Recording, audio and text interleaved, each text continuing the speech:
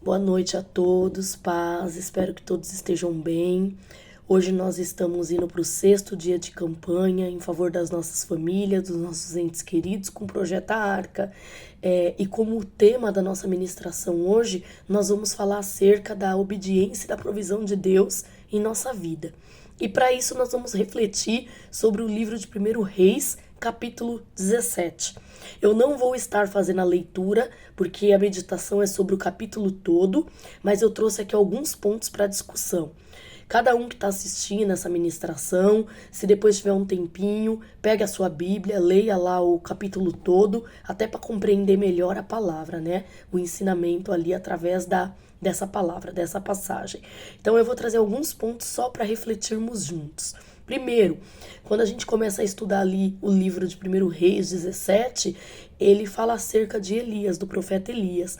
Elias estava na região de Tibes, em Gileade, e ali ele profetizou que durante um período não ia chover, não existiria chuva. E a gente sabe que para plantação é necessária a chuva. A chuva ela é necessária para a alimentação, para que a terra venha prover o alimento. E ele profetizou que não iria haver chuva ali durante um tempo, mas o Senhor prometeu a ele que nesse período de seca, de estiagem, nunca faltaria para ele nem o pão e nem a água. E aí o Senhor ele manda Elias para um riacho lá em Querite. Então Elias sai de onde ele estava ali, da região de Gileade, e ele caminha até Querite. Ali, na beira daquele riacho, ele se alimentava ali da água do riacho e tinha os corvos que levavam alimento para ele dia após dia. Então, Elias estava ali sendo alimentado, recebendo a provisão de Deus através do riacho a qual Deus o direcionou, e através de um corvo que ia ali todos os dias para entregar o alimento que ele precisava, necessário para se manter vivo. Só que com o passar do tempo esse riacho ele foi secando, ele foi se acabando com a seca, com a estiagem, com o calor, e aí Deus dá uma nova ordem para Elias. Deus pede para ele ir para Sarepta, que é uma região um pouco mais distante ali de Querite. Então Elias sai dali do riacho, na região de Querite, e ele vai para Sarepta. E ali ele encontra uma viúva. Eu tô resumindo bem a história, por isso que eu falei para vocês darem uma lida com calma no capítulo todo, para entender melhor, né, a passagem bíblica. Mas ali ele encontra uma viúva, e esta lhe deu o que comer, porém era a sua última refeição. Tem todo um contexto. Elias pediu de comer, de beber a ela era o último punhado de farinha que ela tinha, ela só estava com o filho ali, ia fazer a última refeição e ia esperar a morte, porque ela não tinha como se virar, ela não tinha mais a farinha, ela não tinha mais o azeite, e aí Elias pede um pouco daquela alimentação que ela iria fazer para ela e para o filho dela. E aí ela prontamente atendeu ao profeta, ela atendeu a Elias, e ela pegou aquela última refeição que seria dela e ela partiu com Elias. E a Bíblia fala que Elias se lembrou do que Deus havia dito. Deus tinha prometido para ele que independente da seca, nada iria lhe faltar. Ele não ia morrer de fome e ele não iria morrer de sede. E assim a viúva fez. Ela serviu a Elias e durante muito tempo tanto Elias quanto a viúva e o filho tiveram o que comer. Deus foi cumprindo a tua promessa, né? E aí a gente para um pouquinho para refletir. E depois nós vamos falar do Salmo 91.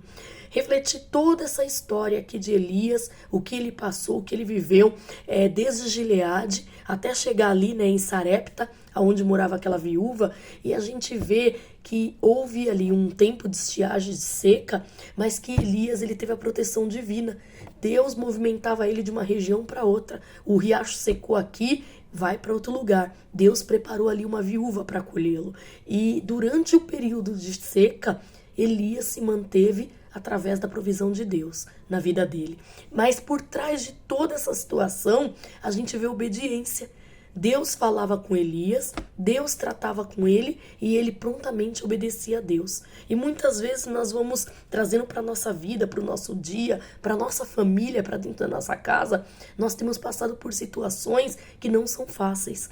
Hoje, a gente pode falar de situação financeira. É difícil a pessoa que não tem passado por uma situação financeira difícil, porque o mundo está difícil, né? O mundo em que vivemos está difícil. Nós trabalhamos para sobreviver e não para viver. Mas a palavra de Deus, ela tem promessas para aqueles que são servos do Senhor, para aqueles que são fiéis ao Senhor, para aqueles que estão no centro da vontade de Deus. A palavra de Deus fala que nada vai nos faltar. Deus é o Deus de provisão na nossa vida. De repente, nós não vamos ter aquilo que nós almejamos, mas nós receberemos de Deus, nós vamos receber do Senhor aquilo que nós precisamos, porque Ele nos conhece. Nós olhamos para a nossa vida como se estivesse na frente de um labirinto. A gente não sabe o que vem após aquela parede, se é uma saída ou se é outra continuidade do labirinto. Mas Deus não, Ele enxerga a nossa vida como um satélite de cima, do alto. E ali do alto Ele consegue ver tudo o que vai acontecer. Ele já sabe de todas as coisas. Ele sabe qual caminho devemos tomar, para onde devemos seguir, para que possamos ter paz, para que possamos ter alegria, para que possamos ter prosperidade e, enfim, receber todas as bênçãos que Ele tem preparado para todos nós, né, que servimos a Ele. Mas para isso a gente precisa obedecer e confiar, porque nem sempre nós vamos saber o que nos espera ali à frente. E muitas vezes Deus está falando conosco, faz dessa forma, faz desse jeito. E nós insistimos em fazer de forma diferente. Insistimos, mesmo ouvindo a voz de Deus, em fazer de maneira diferente. E isso causa transtornos na nossa vida. E isso retarda a bênção de Deus na nossa casa, na nossa família, no nosso lar. Então, quando a gente fala a respeito de provisão, seja ela em qual área for, financeira, espiritual, uma área familiar, a questão de provisão, de paz, de alegria, Deus é o Deus que provê todas as coisas, mas é no tempo dele, conforme a vontade dele e conforme ele quer. Então nós temos que aprender a ouvir a voz do Espírito, ouvir o Espírito Santo falar conosco. Muitas vezes o Espírito Santo vai falar através de uma palavra. Outras ele vai falar através de uma ministração, como essa daqui de hoje, ele usa quem ele quer. E outras vezes ele vai falar no nosso coração. E tem momentos em que Deus não vai falar, que nós não vamos ouvir a voz de Deus. Mas se nós estivermos com a nossa vida diante do altar, se nós estivermos com a nossa vida correta, no centro da vontade de Deus, aquela escolha vai trazer paz para o nosso coração.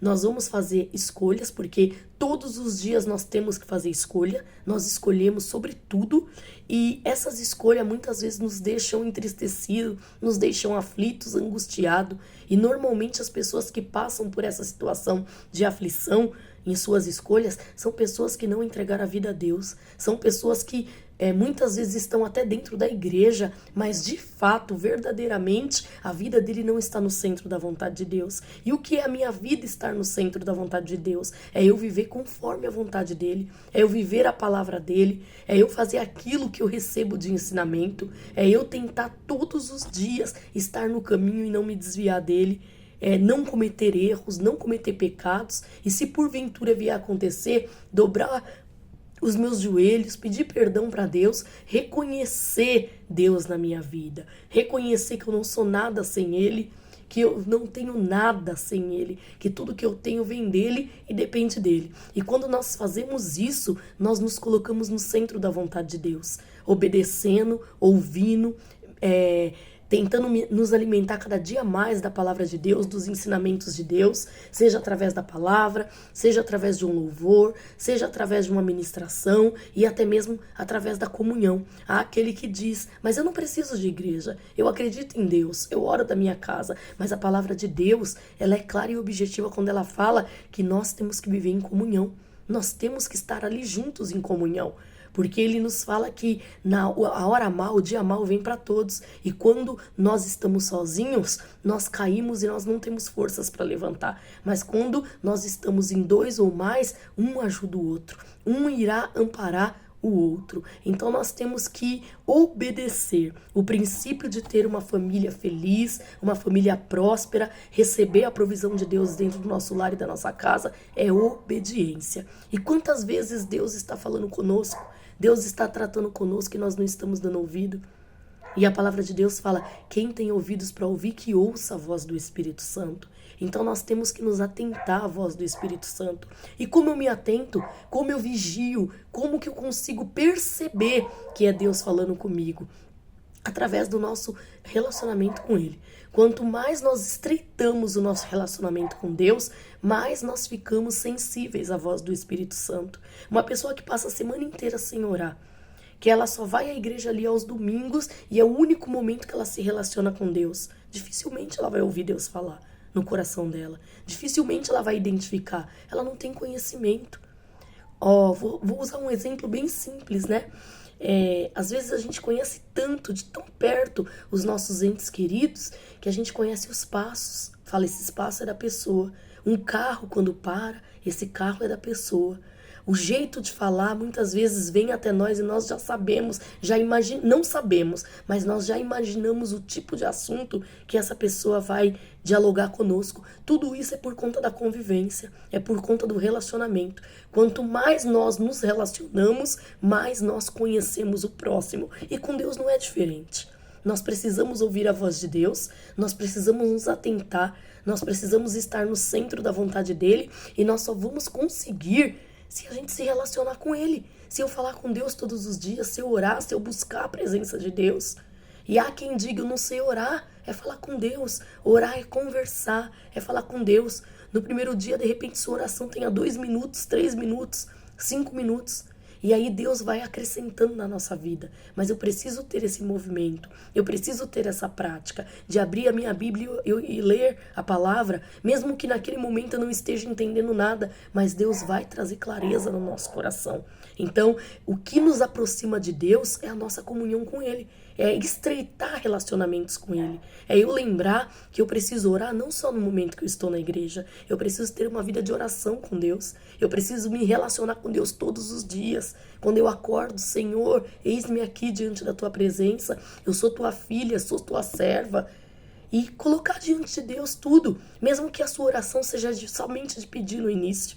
Deus é um Deus que Ele é paciente, Ele é bondoso, Ele é misericordioso. E é Ele que acrescenta em nossa vida. Ele quer ver nossas atitudes, Ele espera a atitude da nossa parte. Deus, Ele é um Deus de reação, Ele não é um Deus de ação. Ele pode agir, claro que Ele pode, mas Ele é um Deus de reação. Ele age, Ele reage sobre a nossa ação. Então nós precisamos dar o primeiro passo, nós precisamos se achegar a Deus.